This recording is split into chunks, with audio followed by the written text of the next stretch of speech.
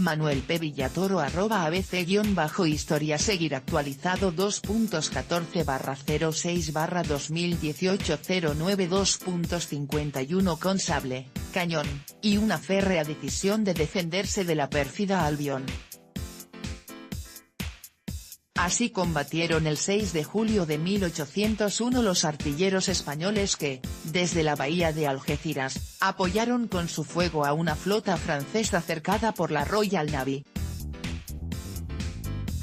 Aquella jornada, los altivos ingleses, que contaban con una mayor potencia naval, clavaron la tapa de su propio ataúd al menospreciar la capacidad de las baterías de costa hispanas, las cuales, a base de una incansable lluvia de muerte, obligaron a los oficiales enemigos a correr o navegar por sus vidas. Para comprender los sucesos acaecidos en la primera batalla de Algeciras es necesario retroceder en el tiempo hasta 1801, año en que Napoleón Bonaparte, ansioso como estaba de desbaratar a la pérfida Albión, firmó un tratado con España mediante el que ambos territorios formarían una armada con la que reducir el poderío naval inglés en el Mediterráneo. Mediante este acuerdo, los galos pretendían a su vez reforzar lo poco que quedaba de su escuálida flota y acudir en rescate de los soldados franceses que seguían combatiendo desesperadamente en Egipto. Unidos una vez suscrito el tratado, las armadas de ambos países determinaron que se reunirían en aguas españolas para plantar cara de una vez por todas al inglés.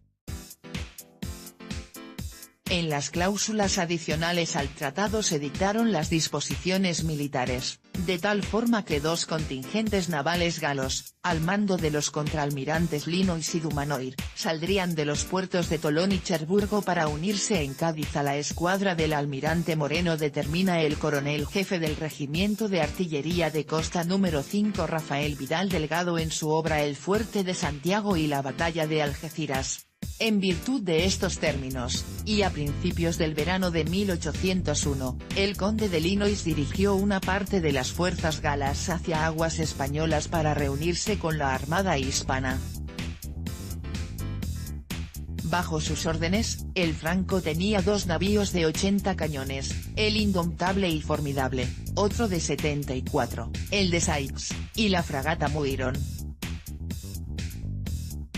En principio, el viaje fue plácido y fructífero para esta pequeña armée, pues en el trayecto llegaron incluso a capturar el navío de un conocido corsario inglés, James Saumarez. Sin embargo, la alegría de Linois pronto se diluyó en el mar cuando supo que los ingleses se habían enterado de sus planes y habían armado una flota para interceptar en Cádiz a los 4 buques galos. La situación se puso difícil para unos franceses que, ante la imposibilidad de dirigirse hacia el Atlántico debido al mal tiempo, decidieron fondear y plantar batalla a la Royal Navy en la pequeña bahía de Algeciras. Hacia Algeciras. En este lugar los franceses esperaban poder resistir los envites de los infames ingleses con ayuda de varias piezas de artillería que los españoles tenían situadas en las inmediaciones, además de una docena de lanchas cañoneras, navíos pequeños y veloces de un único cañón.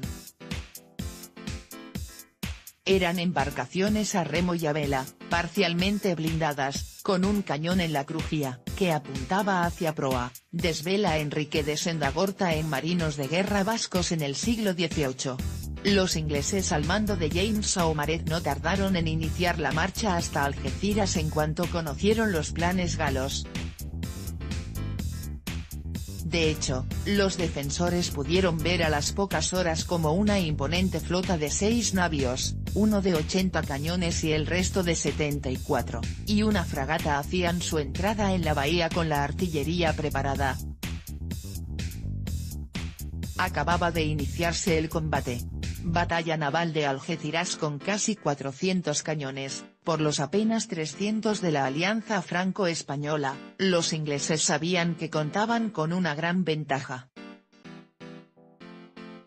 Sin embargo, la Armada Combinada se aprestó a la defensa poniéndose en manos de las baterías costeras, las cuales estaban formadas por unos cañones temibles que, para su desgracia, la pérfida Albión infravaloró. El conocido historiador Cesáreo Fernández Duro enumera así las defensas españolas en su obra magna Historia de la Armada Española desde la unión de los reinos de Castilla y de Aragón. Eran 7 piezas de A24, al sur, y la batería de Santiago, armada con 5 cañones de A18, al norte. Frente a frente en la mañana del día 6 de julio, aparecieron las velas inglesas por Punta Carnero, extremo suroeste de la bahía.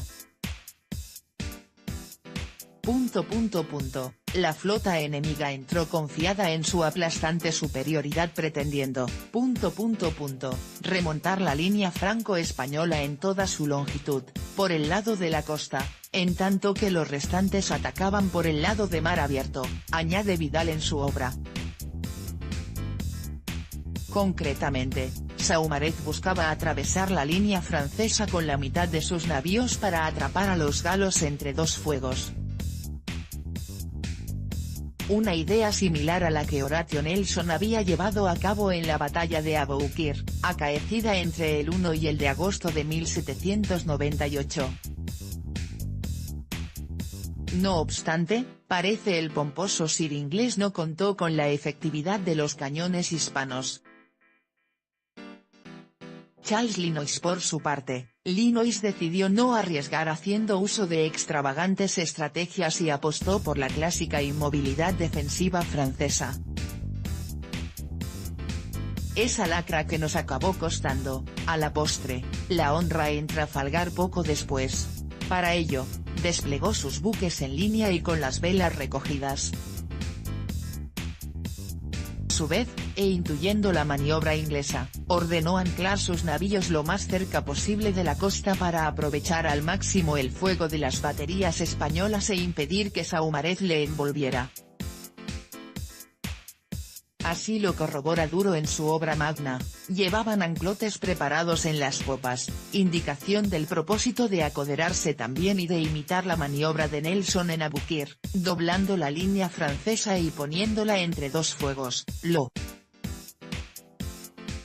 cual trató de evitar a toda costa. Linois picando las amarras y dejando a sus 3 navíos arrimarse a la playa hasta tocar con las quillas en el fondo. Comienza la batalla. Tras media hora, los ingleses abrieron fuego. Así, aproximadamente a las 8:35 de la mañana, la Armada Británica inició sobre los buques galos un fuego ensordecedor que, sin duda, provocó que se encogiera el corazón de los defensores. Al poco, Saumarez comprendió que no debía haber subestimado las baterías de los defensores. Y es que, tras poco más de una hora de contienda, el fuego hispano que se escupía desde tierra había provocado un daño irreparable en los altivos barcos ingleses. El primer buque que sufrió las consecuencias del error garrafal del oficial fue el Pompey. Un bajel que, a base de bola de cañón española, quedó inmovilizado y tuvo que ser remolcado.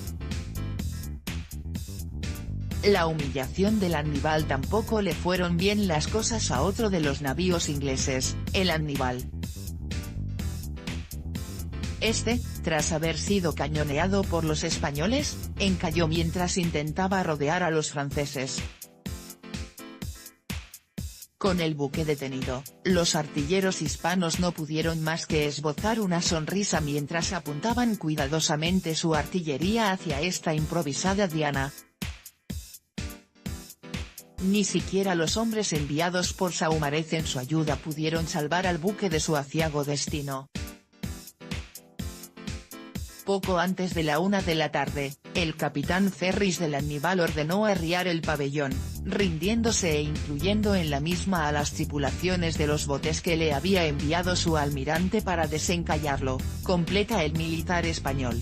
Poco antes de la 1 de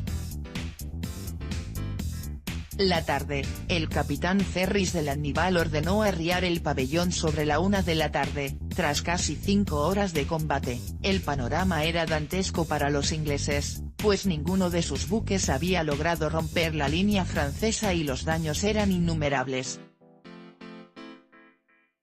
A su vez, y por entonces, los defensores habían impedido a los ingleses desembarcar la infantería con la que ansiaban asaltar las posiciones españolas de la costa. Retirada así, con la sangre tiñendo la madera de los navíos de la pérfida Albión y los cañones transformando en astillas la, hasta entonces, indomable flota británica, Saumarez tocó a retirada. La batalla estaba perdida para los británicos. Saumarez pensó que era probable que hundiera a todos los buques franceses, pero le era imposible destruir a las baterías de costa españolas, que, incansables, lanzaban sus bolas de muerte sobre sus barcos. Finalmente, Saumarez dio la batalla por perdida y ordenó la retirada hacia Gibraltar, sentencia el autor. Primera batalla de Algeciras. Los ingleses no salieron bien parados, eso es una realidad, pero nuestros aliados galos tampoco. Por lo que dicen sus propias relaciones, el Cíder, navío de la insignia de Saumarez, recibió en el palo mayor 5 balazos y 1 o más en los otros palos y vergas, desvela duro. El autor, a su vez, añade que los franceses tuvieron que lamentar 200 muertos y 3 heridos, mientras que los ingleses 135 fallecidos y 240 bajas.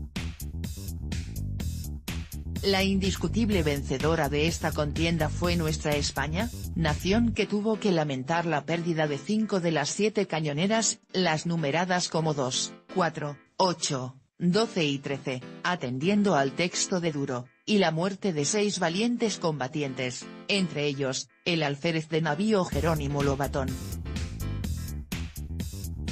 También padeció la población de Algeciras, a la que dirigieron sus tiros los bajeles ingleses en los momentos en los que no lo hacían los enemigos, añade el autor. Historia de España. Historia,